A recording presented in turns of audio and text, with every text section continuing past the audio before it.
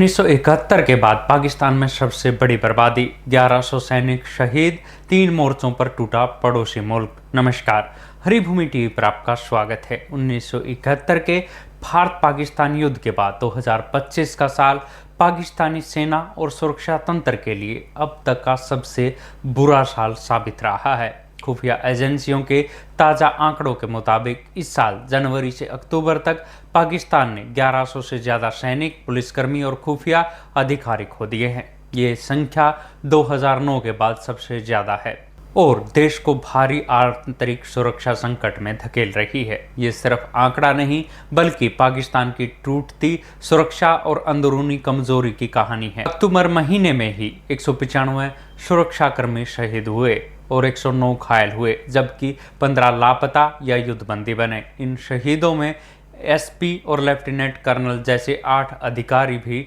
शामिल हैं। दिसंबर 2025 तक कुल शहीदों की संख्या 1300 से 1400 तक पहुंच सकती है। पाकिस्तान की सेना बलूच विद्रोहियों और तालिबान जैसे गुटों के हमलों से अंदर ही अंदर थक चुकी है। पाकिस्तान की स्थिति इस वक्त तीनों मोर्चों पर बिगड़ रही है। पहला, बलूचिस्तान। यहाँ के विद्रोही गुट अलग राज्य की मांग पर सक्रिय हैं और पाकिस्तानी सेना पर लगातार हमले कर रहे हैं। ये विद्रोही आरोप लगाते हैं कि पाकिस्तानी सेना उनके संसाधनों का शोषण कर रही है। खुफिया रिपोर्ट्स बताती हैं कि साल के पहले 5 महीनों में बलूचिस्तान में ही 350 से अधिक बड़े व 20 छोटे हमले हुए, जिनमें सैनिकों और पुलिस की जानें गई। दूसरा खतरा है पश्चिमी सीमा पर अफगानिस्तान से। तहरीक-ए-तालिबान पाकिस्तान नाम का आतंकी संगठन अफगानिस्तान से घुसपैठ कर हमला करता है। जनवरी से अक्टूबर तक इन टीटीपी हमलों में 195 सुरक्षाकर्मी शहीद हो चुके हैं। पिछले हफ्ते ही 6 सैनिक शहीद हुए थे, जिनमें 2 एसएसजी कमांडो थे।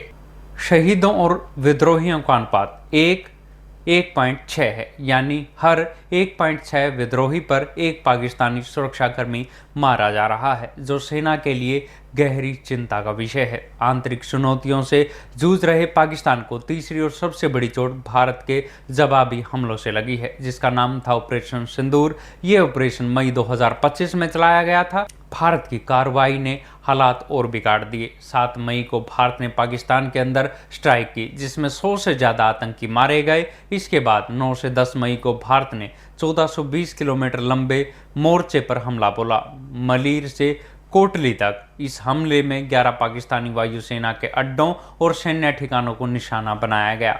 हाल ही में 23 नियंत्रण रेखा के लक्ष्य भी शामिल थे। ऑपरेशन सिंदूर से पाकिस्तान को 50 से ज़्यादा सैनिकों की जान गंवानी पड़ी और 35 गंभीर रूप से घायल हुए हैं।